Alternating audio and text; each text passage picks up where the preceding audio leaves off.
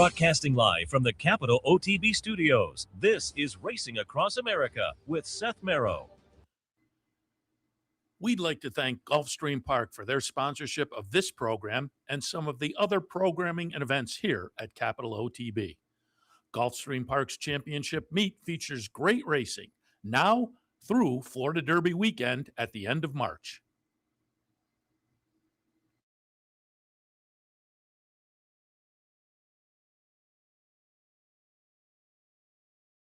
Good morning and welcome to Racing Across America on this Sunday morning. Seth Merrow in the studio. As always, we will take a look at some of the stakes action from yesterday, and it was fast and furious. What did they have? They had 10 stakes yesterday at Gulfstream, 4 over at Oaklawn, but they had a couple of nice ones on Friday as well.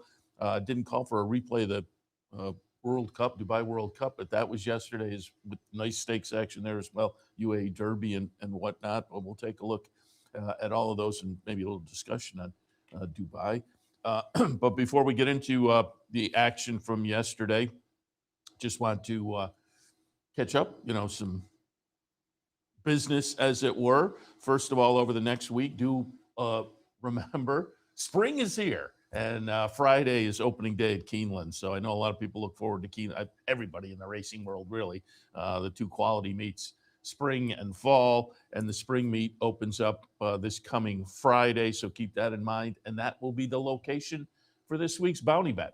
Bounty Bet returns on Friday. Nice chunk of change out there for you to take a shot at. As always, the Bounty Bet. All you have to do is play that late pick 5 at Keeneland on Friday with your Capital OTB bet account, and you're in for a shot at the bounty. And you're just playing against other people playing via Capital OTB bet. So bounty bet on Friday. Saturday, there's a fan appreciation day at the Bridgeport branch. If you're a patron out in that direction, we would love to see you, have you swing on by so we can say thank you to you. Again, a week from yesterday, next Saturday, fan appreciation day at the Bridgeport branch.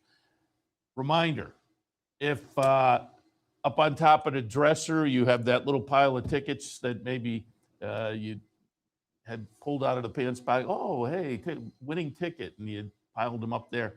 You have to cash all of the 2025 tickets before April 1st. So make sure you check it out. If you have some tickets from last year that haven't been cashed yet, do it by Tuesday, this coming Tuesday. So that's just a reminder. Don't leave any money on the table. If you had winning tickets, you want to make the most of that.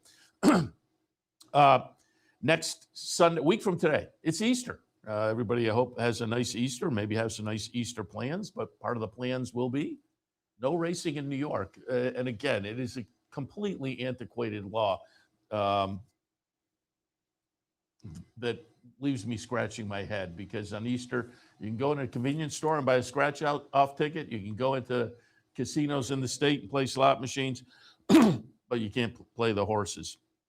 Not only don't they have horse racing here, but we can't offer it. So as usual, on Easter Sunday, we will have a day of prep races for both the Oaks and the Derby. So if you tune in next Sunday, you can kind of make notes going back to the 2-year-old season and watch the prep action for both Oaks and Derby. We'll do that all day next Sunday. So, again, just be alerted that, as usual, no racing on Easter a week from today. Today, Gulfstream Park Rainbow Six mandatory. So, again, if you're a fan of the Rainbow Six, and I know some people are particularly a fan on mandatory days, that's today.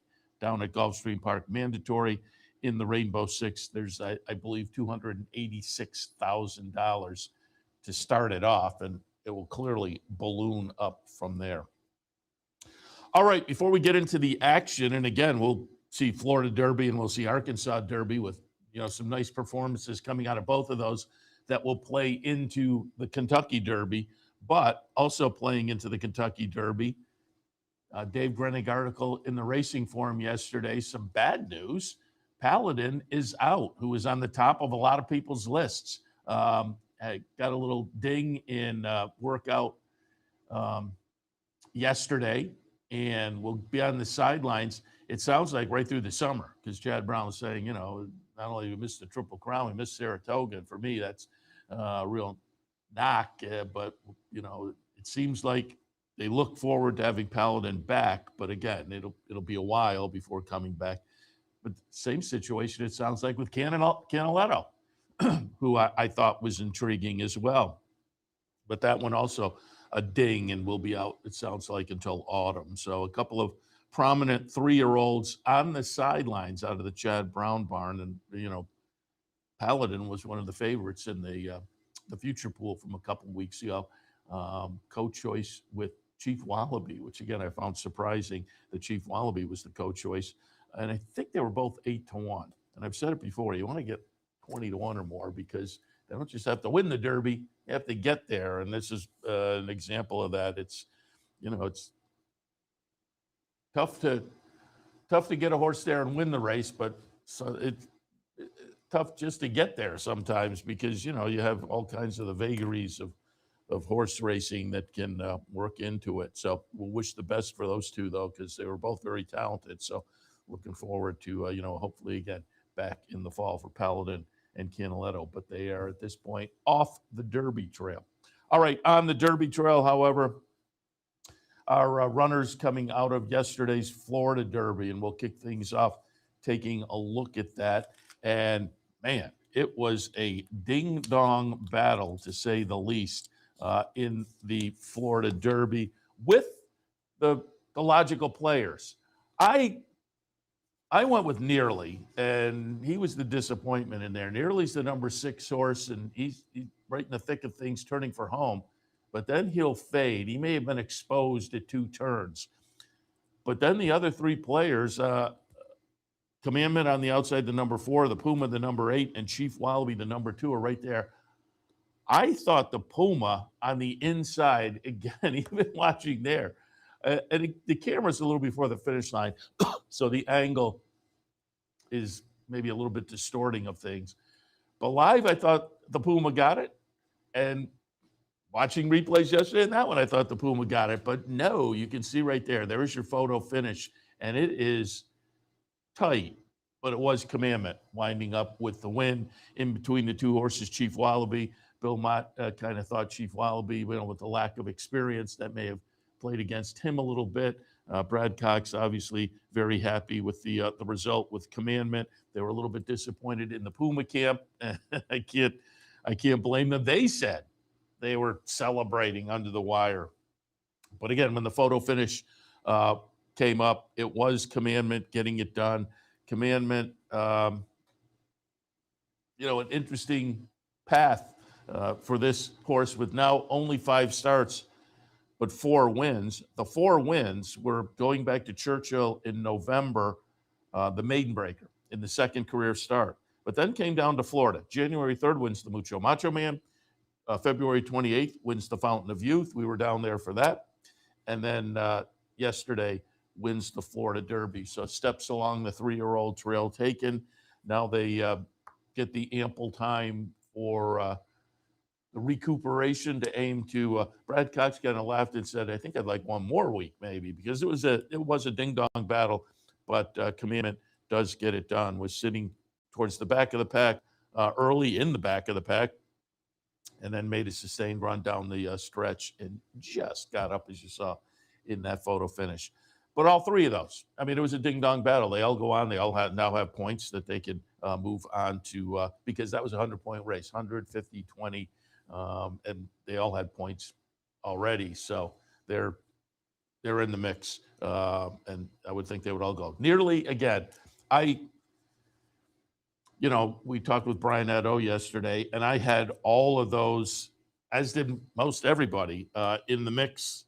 They were the logicals, clearly, and it was a scratch-reduced field. We lost 3 horses to scratches, so it wound up to be a short 6-horse field. And surprisingly, as I say, I tilted towards Nearly, and I was leaning in that direction anyway, but I also thought of the 3, I thought the Puma would probably be 4th choice between Chief Wallaby, Commandment, and Nearly. And between those 3, I thought Nearly may offer him a little bit more value. So and again, I was leaning that way anyway, but then I went with him on top. But as I say, unfortunately, he may have been exposed to 2 turns. It'd be interesting to see where they go with him. I always say you can't decide one race one way or the other. And, so what are the options? You regroup, maybe Peter Pan, or you aim for Pate Mile on Kentucky Derby Day. As I say, it'll be interesting to see where they wind up going with Nearly, because I wouldn't count him out at 2 turns. I think even if you feel like he's not Kentucky Derby material 2 turns, you can pick spots during the year. I think this horse is clearly talented enough that they can get a 2-turn win. They may just have to gingerly pick their spots. But again, be interesting to see where they do go in the next start with Nearly. All that said, again, the top 3 all look good. Nice ding-dong battle there down to the stretch. They all move on to the Kentucky Derby in fine fashion with a 100 buyer. So a solid number, a triple digit. He has now paired up a couple of triple digits. Commandment last time in the Fountain Youth, a 101. Yesterday gets a 100, so solid. The other 2 are going to have solid numbers, obviously being close up as they were. And again, found the buyer numbers for stakes action yesterday. I mean, Steve Bick always pretty good with the buyers the day after. If you go check out his Twitter feed, he has the list there, but a 100 buyer for Commandment. Brad Cox, Flavian Prop, getting it done, as I say, looking pretty good in that series down at Florida, and heads to the Derby with that momentum, a series, nice win streak to maybe build on. Jackpot 6 yesterday. Again, it's a carryover today at Gulfstream. Yesterday, it was interesting. 20 cents, you got 668, which some people may say, that's a little slim. But if you took a shot with a slim ticket, if you put together a $40 or $60 ticket and you walk away with 666, and it was havable. I went back and looked. It was 2 favorites and 4 second choices. Ninth race, $8 and change, second choice of 7. 10th race, $7.80, second choice of 10. 11th race, $10, second choice of 9. Then there were 2 favorites, a $5 favorite, $5.40 favorite, and a $5 and a $4.40 favorite. And in the 12th race, favorite in a field of 10, 13th race, favorite in a field of 8, and then Commandment gets it done at $5.80, second choice in a field of 6. So again, you didn't have to go deeper than the second choice in any race to, it's easy to say in hindsight, but they were all very playable, certainly. And so I thought, given that sequence, again, I think it was possible to put together maybe somewhere in that $40 to $64 range kind of ticket and walk away with 668. Yeah, not a bad play there. But again, that leads into $286,000 carryover today in the Rainbow Six Mandatory on the last day of their championship meet. All right, let's take a look at some of the other action from yesterday. The Pan American, this one I did get right. As I say, I kind of whiffed on Nearly in there. And I also will say, when I handicapped the race, and I think I said it with Brian yesterday, and on Derby Deep Dive, I took a real look at the Puma. And that was validated because, as I say, looking at the race live and on replay, I thought the Puma had it, but the Puma came out of the Tampa victory and ran very well, certainly yesterday. So I whiffed on Nearly, and I kind of whiffed on the Puma because I looked, and then I eventually put him at the bottom of the mix. But as I say, all 3 of those will get some buzz going into the Derby. 13th race on the card yesterday, lucky 13th. The Pan American, 1.5 miles on the grass. I used Farbridge on top, and I said when I handicapped the race, I didn't really want to because of the long layoff, but the more I looked and the fact that he came back and won this race off a layoff last year, Farbridge, the number 7, and you can see him working on the comeback race and gets it done over Corruption by a neck. That's the margin. Echo Lane, who I had in the the 3rd spot, runs 3rd. Dashman, I thought was a little bit interesting. That one disappointed a little bit and ran 5th. But the top pick, Farbridge, does get it done as the favorite in the Pan American. So nice comeback for that one. I remember last year we were down for Florida Derby Day and talked to Miguel Clement in the winner's circle after the win in this race with Farbridge last year. And he had a whole plan kind of mapped out. And the races he listed were where they wound up. Man of War, then up at Saratoga, the Manhattan, the Bowling Green, the Sword Dancer. They went on to the Turf Classic at the end of the year. And they pretty much stuck to that. He kind of had things laid out through Saratoga. I wouldn't be surprised to see the same scenario play out this year with Farbridge. But again, pretty nice comeback. Farbridge, Miguel Clement, Flavian Prop for Randy Sarf's LSU stable. Speaking of favorites, and Farbridge, again, even off that layoff, went off as a favorite. I didn't mention it in the Florida Derby, but it was a little bit surprising that Nearly went off as the favorite. Nearly was the 7-5 favorite. I thought it would go between Commandment and Chief Wallaby. As I say, Chief Wallaby a couple weeks ago wound up the co-favorite on the Derby Future Pool. So I was intrigued to see where the betting public went yesterday. He was the third choice. And more logical to me was Commandment, having beaten him in the prior race, took a little more action. But Commandment, it was 7-5 for Nearly, 9-5 for Commandment, and 2-1 for Chief Wallaby. But again, I thought it was funny that Nearly did wind up taking the action as the favorite in there. Again, given the nice and the triple-digit performances by the two, Commandment, Chief Wallaby.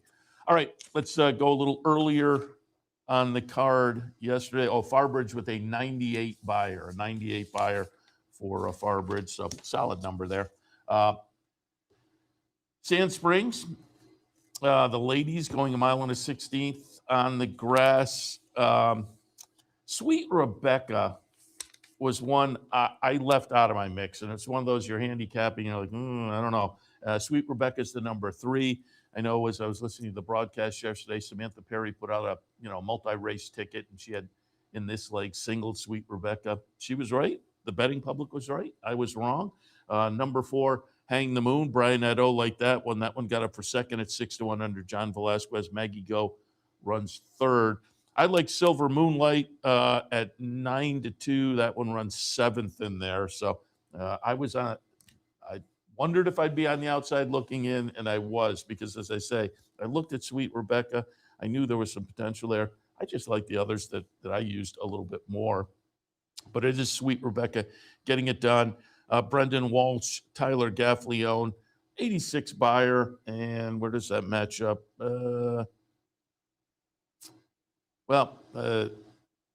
Started the season with an 88 and actually last year had a 90. So it was an okay buyer in the mix of things for this horse. It wasn't, as I say, it went slightly in the wrong direction off the last start, but I don't think any knock given, again, decent number to what this horse throws. And I don't think it's a concern. That was the 5th win in 8 career starts. Sweet Rebecca, Brendan Walsh, and Resolute Racing, John Stewart's Resolute Racing. Wouldn't be shocked to see this one up at Saratoga later in the season, given those connections and that performance. Also, yesterday on the card, we had the Army Mule. This was for the older division sprinting, 7 furlongs. I like Concrete Glory, a horse I said I've liked kind of at points throughout the career. Concrete Glory, the number 4 horse at 6-1, winds up 4th.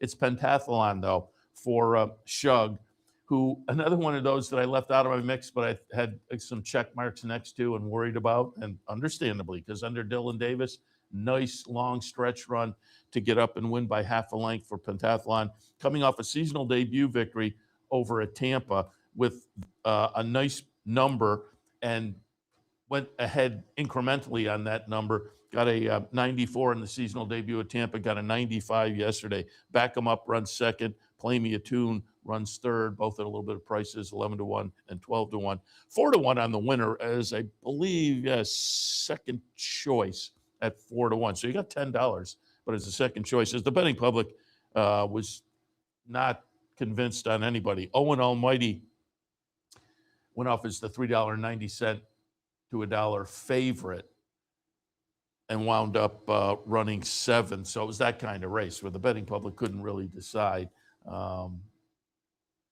But close with Pentathlon, however, in a lukewarm fashion at $10. So Pentathlon gets it done, as I say. Dylan Davis, nice to see him. When we were down there Fountain of Youth weekend, he had pretty much just made his comeback. We were talking to him after a handful of mounts. We got a few minutes with Dylan, and subsequently was hitting the winner's circle, and nice to see him on the big day get a nice little stakes win there. So Dylan Davis on the comeback, getting it done. Again, 95 buyer, Shug trainee for Phipps, St. Elias and Company in the Army Mule. And before we take a break, we will take a look at one more on the undercard yesterday at Gulfstream Park, and that is the Sanibel Island. These are the 3-year-olds on the turf. Again, that subdivision I like quite a bit. Here they're going 7.5, and on the turf down at Gulfstream, that is, of course, 2 turns. Again, another horse I did not have in my mix in this one. I wasn't even necessarily looking at, but again, the betting public used Tam Tam. Tam Tam goes out for Phil Bauer and Rigney Racing. Tam Tam is the number 5 horse. You can see coming here, grinding, gets up by a neck over number 6, Connect the Stars, who comes late. And like Gina, who was the 2-1 favorite, runs 3rd in there, had a lead. Vacoma View, who I liked, ran 4th for George Weaver off a nice maiden breaker in the prior start. So again, it's a tough ask to go maiden breaker into stakes company. Lately raced Vacoma View might be one to watch going forward because, was up there in the 4th spot. But the winner was Tam Tam, also relatively lightly raced, but did have 4 starts that were all pretty good. 4 starts before yesterday, 4 starts, win, 2nd and 3rd, had broken the maiden herself in the previous start, but again, had a little more experience overall than Vacoma View. And the previous start was the turf debut. So first 3 starts of the career, which were okay, were on the dirt, including the debut near miss up at Saratoga last summer, but then makes the seasonal debut down at Gulfstream, moving to the turf. So she's now 2 for 2 on turf, and you would think that'll be the game plan with Tam Tam. I said she. And I started this out saying 3-year-olds in the division I liked. These were 3-year-old fillies. I should make that clear. And I also like that subdivision. Also, on the boys' side, a little more intriguing to me during the year. But this is fun too. And like the boys' side, these 3-year-old fillies on the turf have a lot of options during the year at the various venues. But Tam Tam, 78 buyer. That was a lifetime best. Obviously not an incredible number, but it was good enough to get it done. And again, moved her forward on the buyer scale. Connect the Stars, Mark Cassie runner, a little more experienced than the rest of these, and runs a good second. She'll be one to watch. And again, this subdivision of the 3-year-old fillies on the turf going forward as well. But it was Tam Tam Junior Alvarado on board for Phil Bauer in the Sanibel Island. All right.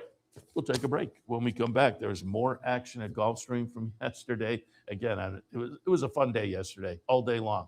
Yeah, and I will say, I was out in the front half. We're in our studios in the back of the Clubhouse Racebook on Central Avenue down in Albany. And I was out in the front a few times yesterday, and it was buzzing here yesterday from early. We were open from 9 to 9 because the Dubai card obviously kicked off early.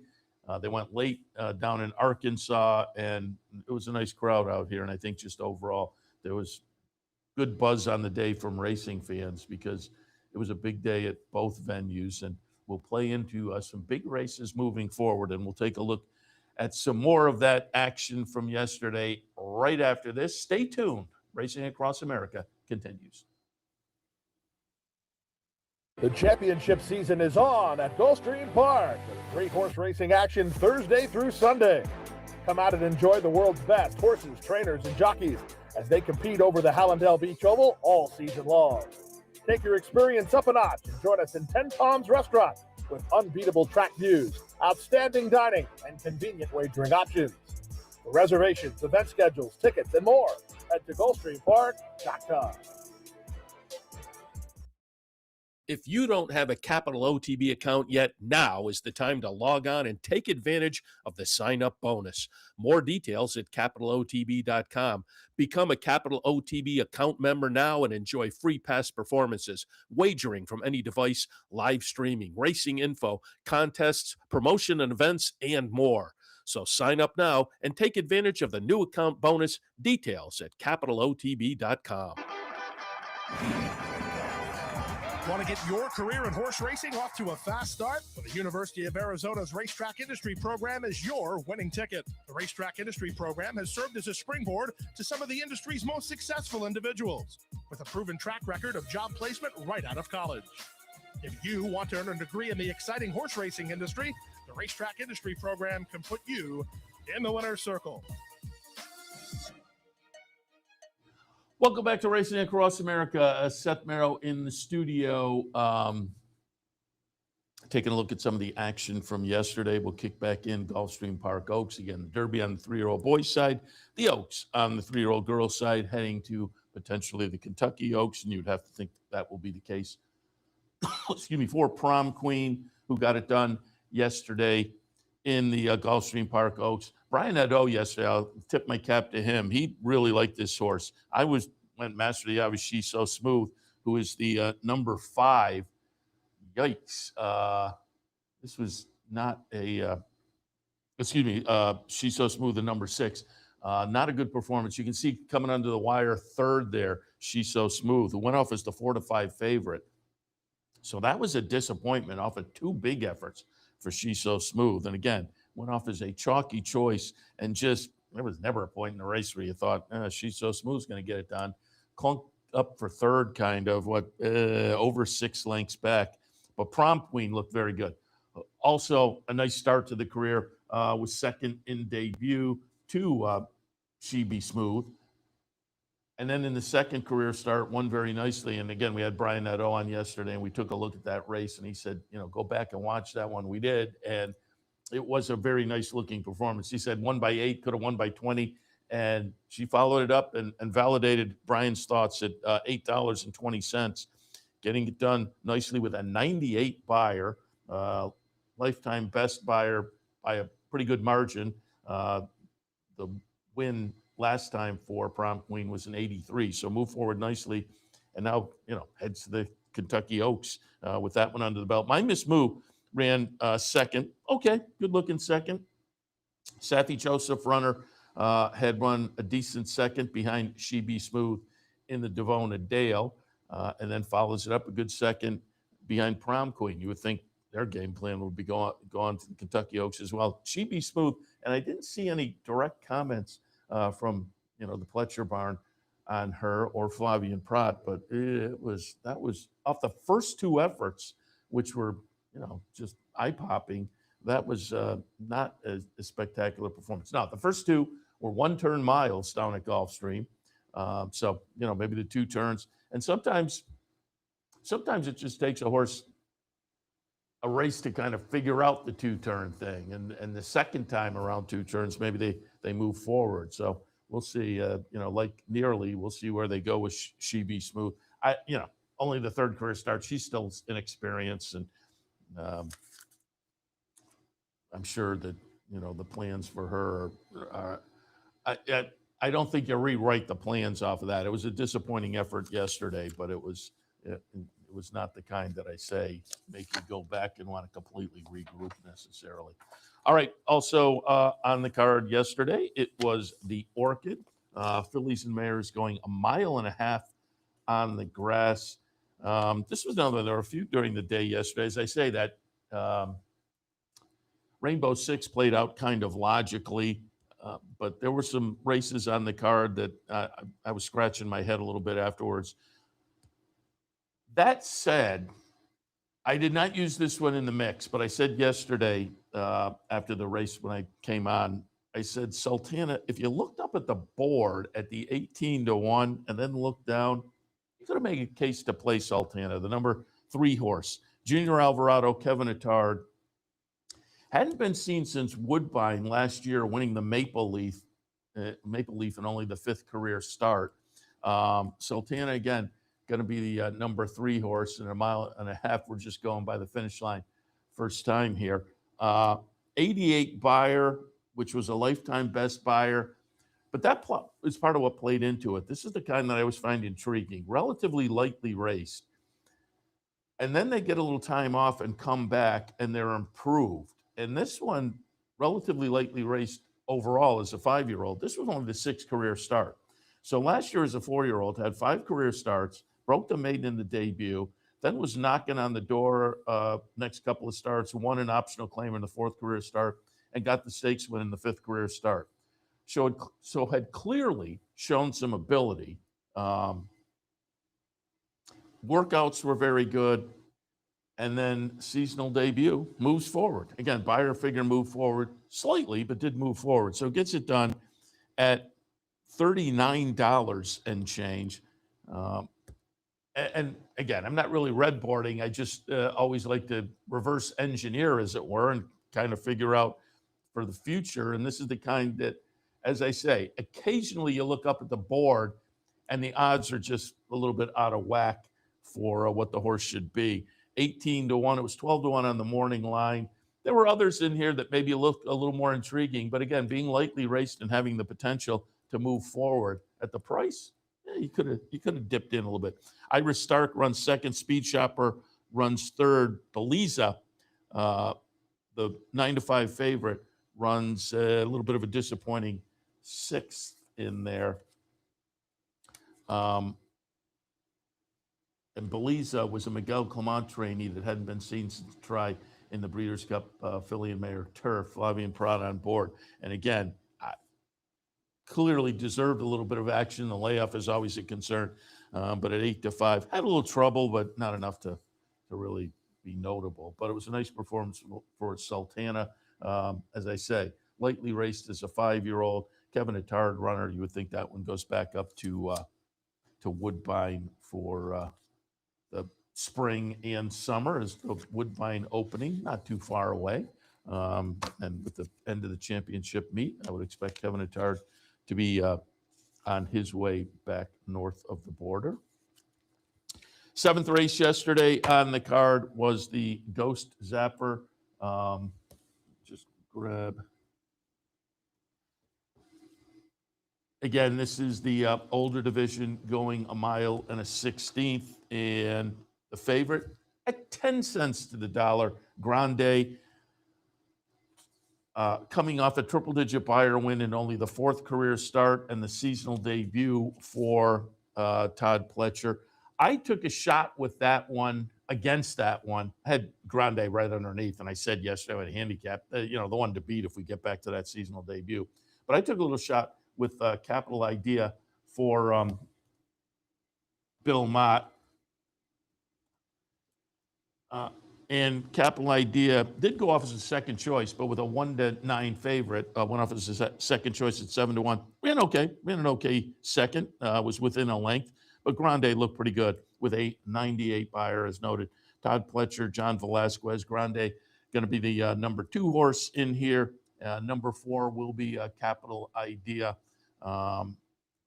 Getting again, giving Grande what he could ask for. So Capital Idea for Mott, one to kind of watch going forward. But Grande, again, 98 buyers, so went backwards a little bit, but still pretty good. Going off for Rapoli and Todd Pletcher in only the 5th career start. And now a 4-year-old. Last year, won the first 2 starts of the career, tried the Wood Memorial, ran 2nd in there, and was not seen until the return on February 14th. So this is a lightly raced runner that had some promise in the 3-year-old season and now adds his name nicely to the handicap division, which is shaping up okay this year, I think. Horses like Knightsbridge. We'll look for the return of Sovereignty and Journalism. Magnitude off the win yesterday over in Dubai. Skippy Longstocking. So again, I think it's an older division that is shaping up to be a lot of fun this year. We'll see how it plays out.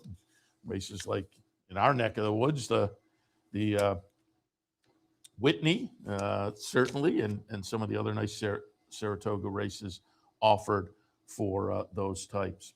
All right, we'll just take a quick look at a couple other stakes on the card yesterday at Gulfstream.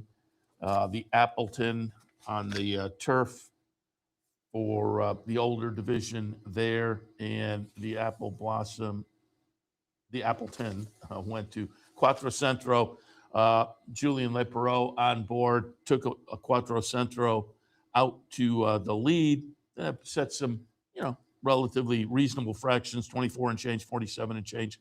110, got pretty good there, 121, 132.92. So kept going after the early fraction, and Quattrocentro, winner as the favorite. Betting public had it right, 3-1 on the morning line, went off at even money. Quattrocentro, again, coast to coast. West Side Tide, longest shot on the board at 64-1, runs second for Marty Drexler, and Beach Gold runs third.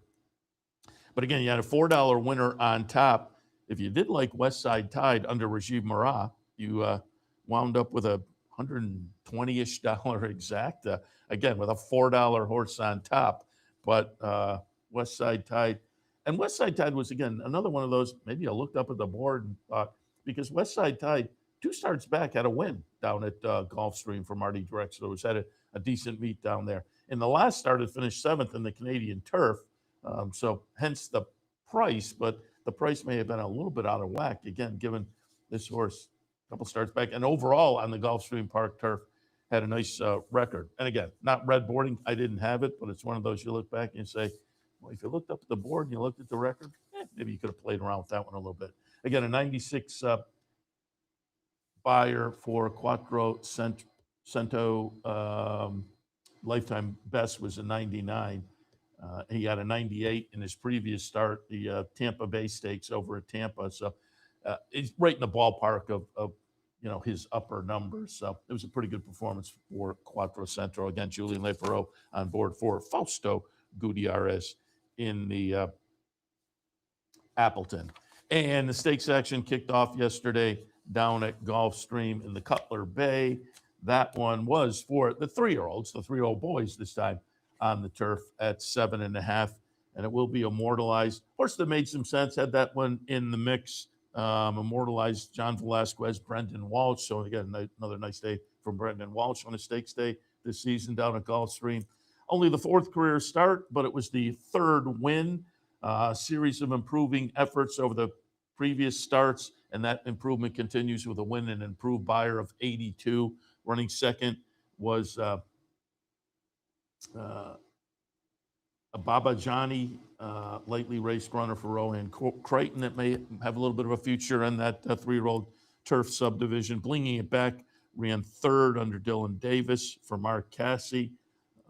I went with Learn to Discover, who was coming over from Europe for Brendan Walsh. So, and I had it immortalized in the mix, but I put the wrong Brendan Walsh runner on top.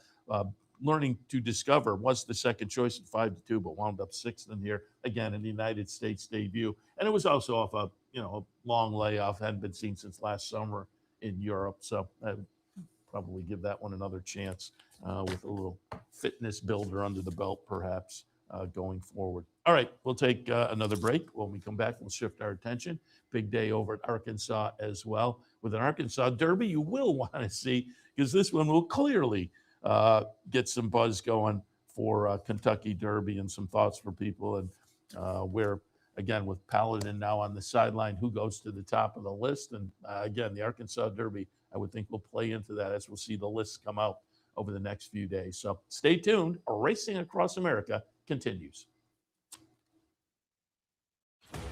Sometimes it pays to go with the flow, to check your worries at the door, to reconnect with your crew, to follow the thrills and the flavor, to roll with it and see where it takes you, to enjoy every minute to its fullest, and to dance like there's no tomorrow.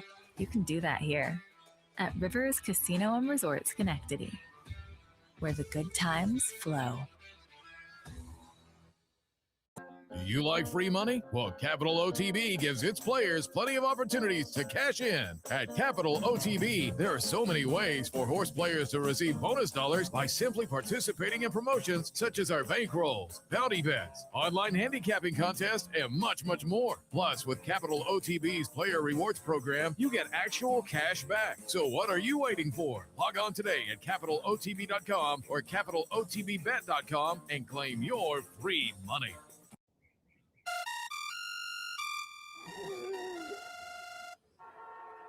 Come on. I want sales reports on my desk by Monday. Whoops. My bad. Love racing? RTN brings you every live simulcast on your home television, plus live video streaming and race replays on your PC and mobile devices. To order, visit rtn.tv. RTN, a breed apart. Big day down at Oaklawn yesterday. I'm just looking at my notes. Yes, 73,000 was the attendance. Wow, that's a big day. And as Nancy Holt has said, and if you watch, you can see the infield was open. That played into it. So again, huge crowd down there. I said with Nancy.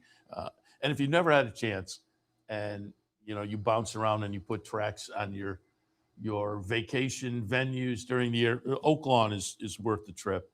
It's a lot of fun. Very Saratoga-like in not just the track, but again, the town, and it's in a little neighborhood like Saratoga is. But again, with the casino they have there now, and they pump a lot of money into it, the racing is just improved, and it's become a real, wintertime venue for horsemen and players as well. But that was demonstrated, 73,000 yesterday, over $23 million in handle. Now, the weather was described as windy and in the 50s. It didn't detour the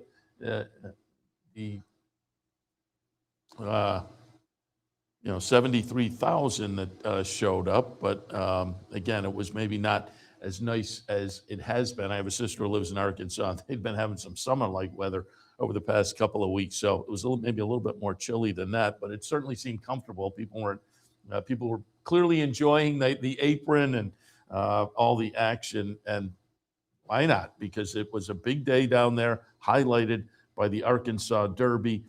Napoleon Solo scratched, so you wound up with a field of 8. Renegade sitting a little scarily in the back of the pack most of the time is on the outside here. Number 6 under Irad Ortiz. Renegade just grinds him down and runs away in the stretch. Silent Tactic for Mark Casse, second choice. Winds up running second, 4 lengths behind the winner, 2 lengths ahead of the third place finisher, Taptastic, who, interesting in himself, Taptastic winds up third in here off of only one start, a start and a win. To begin the career, obviously, down at Oaklawn, March 8th, comes back and runs, given that, an okay third, with 6 lengths back, but an okay third. Silent Tactic, I thought an okay second. This is a talented runner for Mark Casse that had won the Southwest, had just missed in a really ding-dong battle behind class president in the Rebel, and then winds up second. So there's points there for Silent Tactic. You would think they're going to take their shot in the Derby. But Renegade will clearly take his shot off of that effort. It was, a visually impressive performance. It was a 98 buyer, a progression of improving buyers for Renegade. Started the season down at Tampa in the Sam Davis with a really good-looking performance and a lifetime best 93 buyer. Yesterday, lifetime best 98. So just progressing, gets that, off of this weekend, that time frame that you think Todd Pletcher is going to be right in his wheelhouse for getting this horse ready. Pletcher said they will head back to Palm Beach Downs with Renegade on Tuesday. And I this time of year, I think trainers who are kind of based in Florida, with the end of the championship meet, I'm sure Todd Pletcher is heading, up to Keeneland and New York and whatnot. But I think they keep runners like this down in Florida and kind of watch the weather for another couple of weeks before they decide, to move out of Florida and up to Kentucky or New York or whatever. So back down to Florida Palm Beach Downs for Renegade on Tuesday. This was the 6th win in this race for Todd Pletcher. Kind of an incredible number there. But Renegade comes out, obviously, with a resume that is going to get him in the conversation for hitting the top of some of these lists that will come out over the next few days as well. Commandment, obviously, will take some conversation, but Renegade, 98 buyer, really visually good-looking win coming from the back of the pack to get it done in the Arkansas Derby yesterday. Disappointment in there was probably litmus test coming in for Bob Baffert. Had run third in the Rebel and ran, again, a disappointing 7th of 8 in the Arkansas Derby yesterday as the co-third choice at 9-2. Third choice with blackout time, who's also a little bit disappointing, running 5th for Kenny McPeak. But no disappointment on the top end with Renegade looking very good. And as I say, expect when those lists come out, Renegade will be at or near the top of a number of them. All right, also yesterday, Oaklawn Mile looked like fun. Talked about this race yesterday with Nancy Holthus, and I thought, boy, this one is wide open. And Nancy kind of agreed. I liked East Avenue, and East Avenue ran okay. I had down in the third spot, Knew What's New. Betting Public made Knew What's New the 9-5 favorite, the number 7 horse.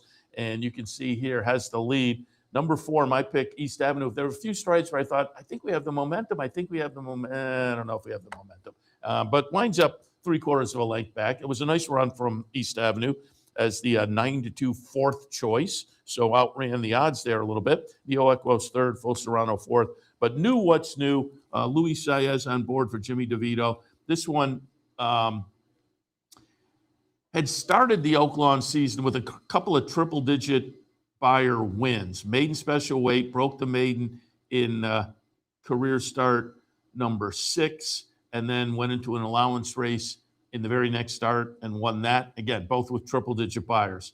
Tried the Razorback in the start prior to yesterday and ran second. Ran second to Magnitude. So that may have played into the favoritism too, because Magnitude looked pretty good over in Dubai yesterday.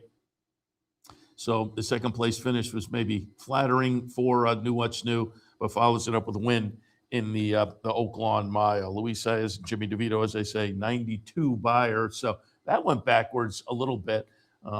Again, having started the season with a couple triple digits, but it was good enough to get it done. East Avenue for Brendan Walsh, as I say, ran decently to be second in there, less than a length behind. So, and as the 4th choice, a good effort from that one. Top 2, I thought, looked okay in there, but Knew What's New. Could be interesting to see. The career so far for Jim DeVito has been 3 races at Churchill, a couple at Keeneland, and then came down and had the 3 races at Oaklawn. So we'll see what the season ahead holds for Knew What's New. Again, given what we've seen so far, and so far this season in particular, could be a player on the handicap division himself. So we'll see where they go with Knew What's New moving forward. The American Pharoah Overnight Stakes also on the card yesterday, and it is going to be Publisher getting it done. Here's one where I was right, had the top pick correctly, but the betting public did too. Publisher went off as the 8-5 favorite in here and continues an Oaklawn win streak. Had come in having won the last couple, broke the maiden in career start number 12, and then followed up with an allowance victory, and now gets a stakes victory. So took a while to figure it out. Again, number 4 is Publisher. Number 3, Echo Again, who I thought was a little bit interesting as well. We're on 2nd, Woodcourt 3rd. Classic Car Wash, I thought, was intriguing in here. That one at 4th, not that intriguing. But Publisher looked pretty good. Again, 94 buyer. Lifetime best prior was a 95, but the last few starts were a 90 and an 89. So on the season, that's a lifetime best buyer number. So Publisher gets it done. Again, 3-race win streak, and they're the only 3 wins of the career. In 15 starts, 3 wins, but has put a nice chunk of money in the bank. And again, broke the maiden 2 starts back. Well, now 3 starts back. But they had some hopes for this horse, obviously. Last year started in the Southwest. The Rebel ran second in the Arkansas Derby. They tried the Kentucky Derby. They tried the Indiana Derby, the Oklahoma Derby. So they had plenty of expectations, but then they get down to Oaklawn and a maiden special breakthrough, allowance race breakthrough, and then kind of lives up to maybe some of their high hopes. And that as I say, the American Pharoah was an overnight stakes, but it was restricted to 4-year-olds and up, which have not won a stakes race in 25, 26. So it worked out nicely for publisher, and we'll see where they go next. It seems like this horse kind of has finally lived up to the promise they were expecting. And, you know, being a Steve Asmussen runner, wouldn't be shocked to see that one up at Saratoga. Of course, given his far-flung operation, I don't know whether that's a guarantee, but it's certainly the possibility. Fourth race on the card yesterday kicked off the stakes action, the Temperance Hill, and I mentioned it, horse that went on the show yesterday, mentioned it, kind of an intriguing horse in the early part of my fandom, with connections that harken back to a different time, or an earlier time, let's put it that way. Joe Kinney trained, Eddie Maple Road, Loblolly Stables, the Temperance Hill, named after that nice horse who won the Travers in 1980. But yesterday, the Temperance Hill, my top two picks flip-flopped in here. It is Parchment Party getting it done. And again, 1.5 miles we're going by the finish line for the first time in here. Parchment Party was an interesting story, though. Had won the Birdstone up at Saratoga last year at 1.75 miles. And I think I said yesterday that Birdstone got him the points for the Melbourne Cup. I actually think it was the race before that. The off-the-turf Belmont Gold Cup was the race, which was up at Saratoga as well. But that's the one that got him into the Melbourne Cup. Subsequently goes to the Birdstone, but they elect to use their win in year in the Melbourne Cup to go there. Did not fare well in Australia, but they come back, first start back for the 2026 season. Parchment Party here, nice win. 1.5 miles. It was a close victory over Jokestar. I like Jokestar, the Kevin Attard horse, coming off a win up at Laurel, nice stakes win up at Laurel. But as I say, I had the top two flip-flop in here. But it was nice to see Parchment Party again off of the kind of the dud down at, and I liked that they took the shot, but wound up 20th in a field of 24 in the Melbourne Cup. So long trip around the world. Now you come back, hasn't been seen since that November start. So a comeback at 1.5 miles to get the victory like that with a 94 buyer figure. So nice performance for that one. And again, we saw Parchment Party up at Saratoga a couple of times last year. I would not see any reason why we wouldn't see Parchment Party give a shot again this year, particularly that Birdstone, again, 1.75 miles. I would think, I would think that would be on the dance card. All right. Also, I wanted to go back to Friday because there were a couple of nice stakes down there, Festival of the South for Arkansas Derby week. And again, like a lot of tracks, Saratoga never does, and I give them thumbs up. They man up. But after a big day and the cleanup and whatnot, no racing at Oaklawn today. But Festival of the South included some nice stakes on Friday, including the fantasy 3-year-old fillies at 1.16 miles. And notable here was the scratch of Explora. Came up with a little fever, had to be treated with antibiotics for Bob Baffert. So that one was out, scratched down to a field of 5. And with Explora out, Counting Stars was kind of logical for our friends at West Point. Counting Stars is the number 3 horse and gets it done pretty easily with a 92 buyer.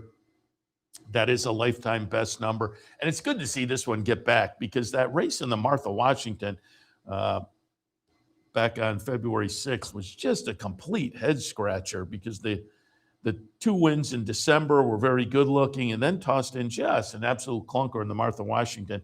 Came back in the Honeybee last time and was a close-up second to Explora. So when Explora was out, this one did become the 4-5 favorite. And as I say, won pretty easily. And you would think our friends at West Point are on the way to Louisville for the day before the Derby, Kentucky Oaks Day, because, again, that was a nice performance. Francesco Arrieta on board. He's been on board for the last 4 starts since the horse has been down at Oaklawn. So again, nice performance there in the fantasy on Friday. Also on Friday, another kind of fun, notable victory in the matron. These are fillies and mares, 4-year-olds and up, going 6 furlongs. And it will be Hall and Ice who gets it done. Fun story. This one going out for, I believe, the White Barrio connections. In fact, the Seth Joseph runner. Yeah, the colors. This is the 12th win in 20 career starts. Already came into the race with over $1 million. And Hall and Ice here, the chart margin is going to be 1 3/4 at the end, but no threat, obviously. Went off as the 3-5 favorite. Foie Gras runs second. The number 8 horse runs third. That's one of those that you can give me a couple of minutes and I'll get that. Evanescence runs third there. But Hall and Ice, and as I say, fun story because this is an Arkansas bred. And in the previous start, had won an Arkansas bred stakes race, $150,000 stakes race at Oaklawn. But most of the career, this horse has been knocking around open company. Had these same 2 races, the Arkansas bred stakes race and the matron, on the resume as wins last year. Overall, down at Oaklawn, the horse is now 10 starts, 8 wins in a couple of seconds. But as I say, most of the career has been an open company. This is a nice Arkansas bred, obviously with over $1 million and well over $1 million in the bank and 12 wins and 21 starts. But Francisco Arrieta for Safi Joseph, based down at Palmettos, came up from the Palmettos base for this race. And so, as I say, always nice when these state-bred programs produce runners like that. You know, the New York-bred program has improved enough that every year we have some of these nice horses who can bounce around, pick their spots in New York-bred stakes, open stakes. Arkansas, I don't know whether there are as many on the Arkansas-bred side as we've produced in New York, but I think the program is moving in that direction, and Hall and Ice is certainly in years ahead will be remembered as one who was maybe a trailblazer in that way with the amount of money in the bank and the performances. And again, 97 buyer there. Again, didn't call up the replays in Dubai yesterday, but just did want to touch on. We did have some American winners worth noting. One of those being Magnitude, who got it done over Forever Young. Forever Young, Magnitude looked very good with Jose Ortiz on board for Steve Asmussen. Looked good turning for home and looked strong. And Forever Young was making a move, and you thought, okay, Forever Young. And then just was maybe spinning his wheels a little bit. Not in a negative way. It was more Magnitude just kept going. But Forever Young winds up second in there. But it was a nice performance for Asmussen, Winchell, Thoroughbreds, Jose Ortiz again. So Irad wins the Arkansas Derby. Jose wins the Dubai World Cup. Nice day for the Ortiz boys, certainly on the worldwide stage. Hit Show, Brad Cox runner, winds up running 5th in there. But again, the Americans get it done in the Dubai World Cup. A little bit earlier on the card, the Godolphin Mile, it was banishing for David Jacobson scores. So another American runner that ran well. Results in the UAE Derby, we'll see. 6 Speed was the favorite and looked good into the stretch and then came up, started to get a little short, and Wonder Dean went by, Japanese runner. And the Japanese have been so good on the international stage, over the last few years. And they did it again yesterday in the UAE Derby. Wonder Dean. This was a points race, enough points to move to the Derby for potentially. And it's a points race that, as I understand, doesn't automatically get you in. You need an invite too, I think. Or they can maybe invite the horse that's not on the top of the leaderboard necessarily. So we'll see who decides or who gets invited, but I would think both Wonder Dean and 6 Speed may have the potential to move on to Kentucky. And that race yesterday, UAE Derby, 1 mile and 3/16. So you already get a feel for how they might handle the distance. But again, the Japanese runners, it goes back, what now, maybe 40 years, maybe 5, certainly 4, where they just, on the international stage, including right here in America with Forever Young in the Breeders' Cup Classic, have been so good. The Golden Shaheen Ben Tornado, nice second, was coming, winds up second in there. Ben Tornado for Jose D'Angelo with Jose Ortiz on board. Nakatomi in that race winds up fifth for Wesley Ward. So there are again some results yesterday from the Dubai World Cup as well. The Americans doing all right overall, particularly pulling down the big, I think, $12 million, the better half of the $12 million purse in the Dubai World Cup. Thanks to everybody out there who played yesterday all day. We always appreciate your participation. We had a great crowd out here in the clubhouse racebook. If you came early, you got some donuts too. So a little Dunkin' in Dubai to kick off your day yesterday. But again, we appreciate everybody who showed up here and played overall. We'll do it all again today. Just get a chance to relax a little bit. And if you made a little money, make a little more today. And if you wound up a little bit short yesterday, reload and see what we can do today. Again, let me remind you what is coming up. Friday, it's opening day at Keeneland. Always a lot of fun. Spring and fall meets. Bluegrass coming up. And again, there are 300-point races left next weekend. The Wood, the Bluegrass, the Santa Anita Derby. So things will be hot and heavy again next weekend as well. But Keeneland's going to open up on Friday. That will play into the Bounty Bet coming up on Friday. The Bounty Bet this Friday will be the Late Pick 5 at Keeneland. Again, 1,300 plus up for grabs. Take your shot. Play the Late Pick 5 with your Capital OTB bet account, and you're in for a shot at that bounty. Saturday, it's a fan appreciation day at the Bridgeport branch. Love to see you out there. If you're a patron out in that direction, we'll pop you in for some food, some vouchers, and whatnot. Contest always. There's always a contest as well. You can win a little extra money with that Bridgeport branch on Saturday. Another reminder, don't forget to cash your tickets. As I said earlier, if on the dresser you got that little pile of tickets that you had in your back pocket, I got to cash those at some point. Make sure to cash them. Don't leave money on the table. Cash your tickets by Tuesday. Have to have them cashed before April. So Tuesday, your last day to cash tickets from last year, 2025. Don't forget next weekend, week from today, Easter, no racing or wagering in New York all day long here on the network. We will show our prep race shows, Oaks and Derby, going back to the 2-year-old season and leading right up to the most recent races.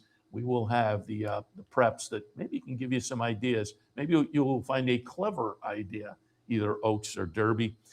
And finally, let me remind you once again, a Gulfstream Park Rainbow Six mandatory today, $286,000 in the kitty as they kick it off, and that will balloon up very nicely during the afternoon. Gulfstream Park Rainbow Six mandatory this afternoon. All right, Seth Merrow in the studio for Racing Across America on a Sunday morning. As always, a lot of fun because it was a good day yesterday. Play into the Derby, play into the Oaks, play into some of the other divisions coming out of, again, big stakes action, both in Florida and Arkansas and around the world as well. So, as I say, thanks for participating yesterday. Hope you enjoyed it. But more importantly, now we line it up again. I'll be back in about an hour and a half or so, I think. Let me just double check our post times. Yeah, 12:50, the usual post at Gulfstream, and now we're kind of usual also out at Aqueduct with a 1:10 post down in New York. So we'll be back, again, an hour and a half probably to kick things off. OTB Live for a Sunday afternoon. We'll see you then. We'd like to thank Gulfstream Park for their sponsorship of this program and some of the other programming and events here at Capital OTB. Gulfstream Park's championship meet features great racing now through Florida Derby weekend at the end of March. You're watching OTB TV, a service of Capital Off-Track Betting.